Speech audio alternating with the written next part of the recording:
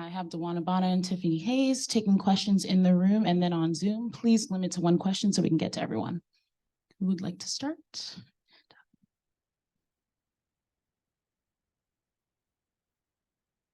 DB, you had them probably where you want them the first half, and then they made a run in the third quarter. You came right back at them that fourth quarter. I mean, it seemed that Benaj had a couple shots down the stretch that every time you made a run, she hit one to sort of put it away for them in a sense. Is that how it kind of went in your mind? Yeah, we knew Benaj was key to their offense. She spaces the floor really well. The corner three that's her three. But I think I'm super proud of my team because every time they made a run, we responded. And I think that's big in the growth of us. So we got to go back and watch video. We knew they were going to come out differently than the first game. I mean, it's a series. It's the semis. Nobody wants to go home, but I'm super proud of my team and how we responded. Tip for you, you know, you are not a stranger to big playoff game performances. Did you have in your mind that this was a night you were going to try and shoulder this much of the offensive load? I mean, I just come out every night and do my best for my team. And it was the same tonight. And plus we all had to, you know, show AT we were here for her because of what happened today. But yeah, it was just, I'm not the same every night. I just go out and try to give my best. And tonight I was just feeling it. Alexa? Dewana, kind of going off of what Tip just mentioned, how did you individually kind of handle the emotions of today with the news? And did that kind of fuel anything for the game tonight? That's a good question. That's a tough question. No discredit to Stewie because she's the MVP for a reason. But yeah, what Alyssa did this season was unbelievable. So of course the news was kind of, you know, that was emotional. That was tough for her, tough for our team. But we came out, we played for her tonight. We didn't get the win. We're gonna continue to play for her. Yeah, I don't really know how to answer that. It was just a really emotional day for us as a team. But like I said, no discredit to Stewie. Congratulations to her, hands down, you know, but still, that's our teammate and that's our leader. That's our MVP. That's the one that we rely on heavily. And we love her. We're gonna continue to support her. But it was definitely a tough day for us. Yeah, especially for her. Tiffany, it looked like there was a moment where, hi, over here, sorry. It looked like there was a moment where you and Brianna kind of exchanged a word. She looked at you and kind of made a motion. What was that? Was there something that was communicated between the two of you? Brianna Stewart? Yeah. I don't know what you're talking. I didn't see what it was, so okay. I can't answer. I swear, I don't know what you're talking about. It's fine. It's fine. It's fine.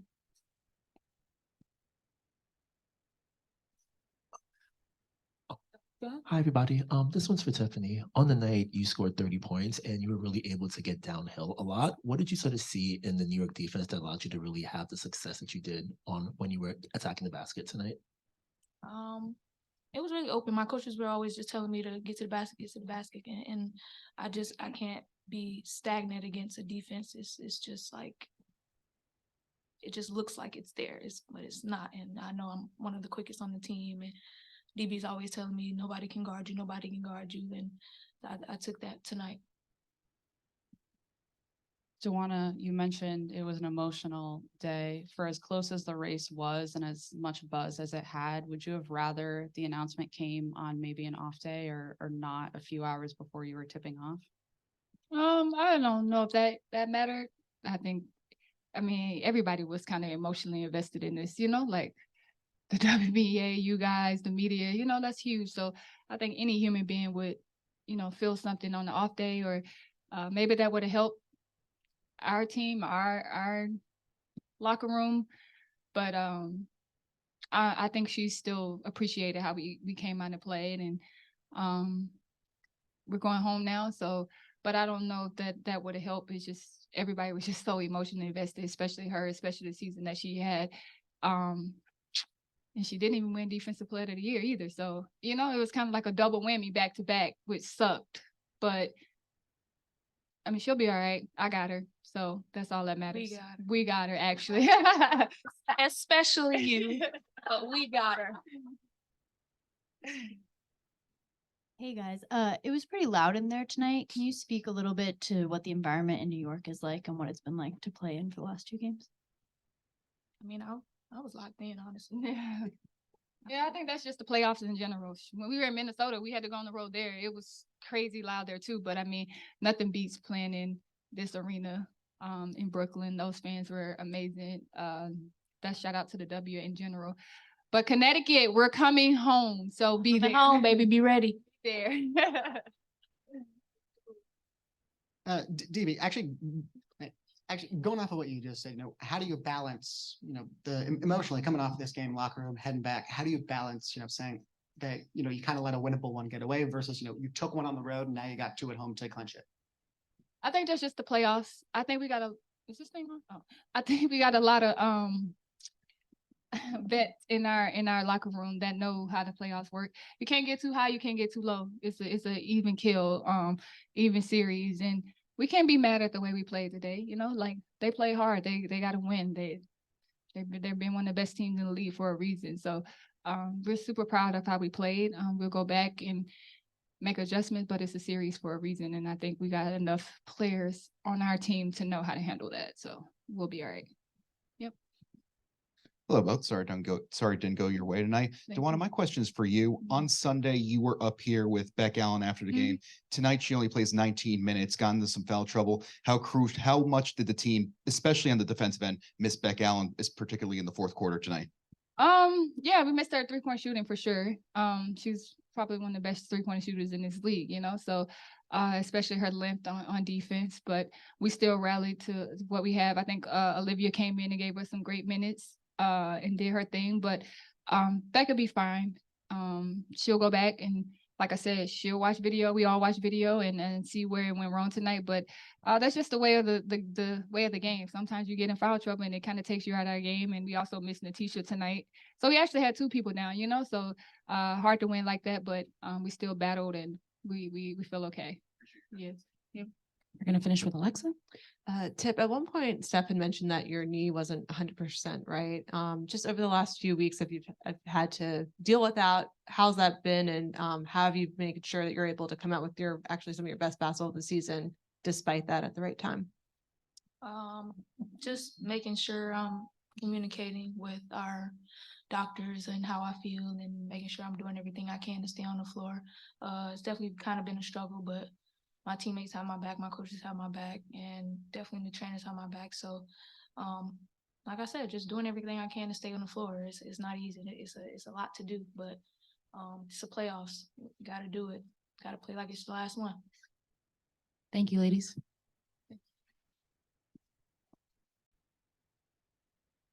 I have head coach Stephanie White going to do a quick statement and then taking questions in the room. And then on Zoom, please use the raise hand function and please only one question. Thank you. No, we certainly expected them to come out and be aggressive from the beginning. I'm proud of our group for withstanding runs. We gave them a fight. We got a little stagnant when they went to the zone and stopped moving a little bit and weren't able to get as clean a looks as we would have liked to. Probably passed up some open ones. And obviously New York was aggressive, getting to the rim, finishing at the rim, getting to the foul line. So a tough one, but certainly expect a long series and have expected a long series from the beginning. So we get to go home and time for us to bounce back. As the game got away in the early fourth, it seemed like you still had the physicality on defense that you had for much of the game, but the rotations weren't as timely and the communication wasn't there as much. What to your eyes on the sideline really seemed to make the difference there, and what can you fix in that for game 3? I think energy level is some of it. I think anticipation, over rotation at times. We certainly wanted to continue to try to get them to hit tough twos, but they attacked to the rim. I mean, they got downhill easily, so we weren't quite able to get from in front of them. We were on their hip all the time, and that resulted in some of the fouls, some of our over rotations. Lainey got loose. She knocked down some threes. The 3-point line, we have to do a better job of running them off the 3-point line, of being a little bit more disciplined defensively and not putting them at the foul line. But they did what they were supposed to do. I mean, they're where they are for a reason. They've got a lot of weapons, and it's tough to contain them all each and every game. Steph, when we talked before the game, you talked about the two things that you were looking for out of game two was to be more disruptive and to do better on the offensive glass in terms of preventing them. You obviously did. You held them to 8 offensive rebounds. The disruptiveness, and maybe you talked about this just in your last answer, is it over aggressiveness in this case that came back to bite you, or did you think you were disruptive in the same way you hoped to be? No, I think they did a better job of attacking. We were stagnant at times offensively in game one. They were stagnant at times offensively. I think they were just more aggressive. They were getting downhill at a different angle, put us on our heels in that way. So that happens. We didn't give up a lot of offensive rebounds, but we gave up some timely ones. And that's the thing. I mean, Stewie is just so good, and JJ at keeping the ball alive. They will shoot it and be there to tip it before you even got off the ground. So, for us, it's not necessarily the amount, it's the timely ones too. It is, again, it's what you expected. What we expected, we came here, we got a split. Now we get an opportunity to go home. Stephanie, right here. The zone was problematic, particularly in the third period. There were times you were trying to go down low, but they seemed to close those seams very quickly, or the passes were just a little bit too late. How do you attack the zone in the next game? Well, we got to maintain our off-ball movement. We got too stagnant. When we set on-ball screens, you want to draw multiple defenders. I felt like what you saw in the fourth quarter when we were driving, kicking, attacking a closeout, driving, kicking, getting those mid-range pull-ups, that's what we need to do. We also need to attack, short corner, high post dives. We didn't really move the ball side to side. We kept it lane line to lane line. But that is what a zone tries to force teams to do. We saw it in the NBA finals, right? It forces teams that are really good at moving offensively to get stagnant, and we can't allow that to happen for us. All of our stuff will still work against the zone. We just have to maintain discipline in how we're cutting, where we're cutting, and drawing multiple defenders. Steph, two-parter. The first part is just how Tiff played for you guys tonight and carried the offense. And the second part was just the timing of it, that the players said it was an emotional day, obviously, with the MVP results. But then, of course, to add insult to it, they do the thing right before the game starts, and AT's sitting there listening to this whole thing. Did that help add fuel to, I'm guessing, fire you guys already had? I don't know. I mean, it's been that way for as long as I can remember, right? Hasn't it? So, no, I don't know. Stewie deserves an MVP. AT deserves an MVP. Asia deserves an MVP. They all do it, but unfortunately, it's not the way it works. And it is an emotional time. But it is what it is. I think for us, we expected them to come out and to throw a punch, and they did. And they got production from multiple players. We need to try to minimize that. We didn't stay as aggressive on either end of the floor in the second half as we needed to, but we continued to fight. We withstood runs. We didn't allow them to extend them. We were still in the ball game for most of the ball game. And so, I'm proud of our group for that. And we got to come in, and as a staff, we got to go back and watch the film and retool and make some adjustments. And Tiff was awesome. I mean, that's what we needed from her. She gets downhill. She gets to the rim. She knocked down shots for us. I think she should have been at the free throw line a little bit more. But she really is the only one that we have that can get downhill at will. I thought she was outstanding, and we're going to continue to need that from her, and we're going to need, production from everybody else. We got to do it by committee. Alexa? If I could build off what you just were saying about Tiff, for her to have this sort of really good postseason run at this point of her career, her first year with a new team, what have you noticed from her and how she's been able to just kind of integrate herself with the group, but then obviously now playing some of her best basketball? She's just a pro. She's just a pro. She comes to work every day, locked in and focused, and doesn't cut corners, wants to get better, is open to anything and everything that we need from her, from attacking, getting to the paint, to guarding the best perimeter offensive player. She's a pro's pro. And I think that's what allows a fairly seamless transition into a veteran group is that she understands, she gets it. She was the one for a long time in Atlanta that had to shoulder the load, and now she gets to share it. So I think that's a benefit for her. But I'm just proud of the way that she bounced back and her production tonight. Any other questions?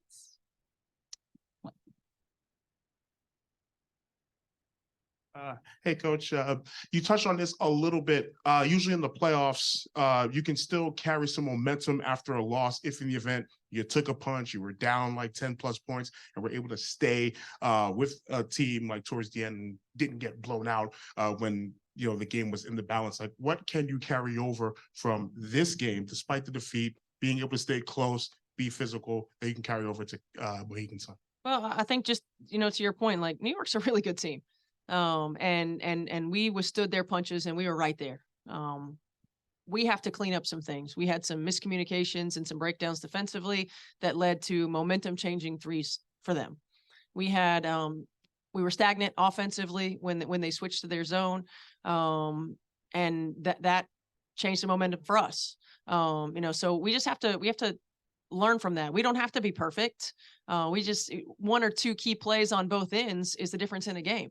And that's the way it is in the playoffs. That's the way a series is. And so for us, we just have to tighten up those things. We have to bring more awareness to those things. And we got to go out and we got to execute it in the next game. Thank you, Stephanie.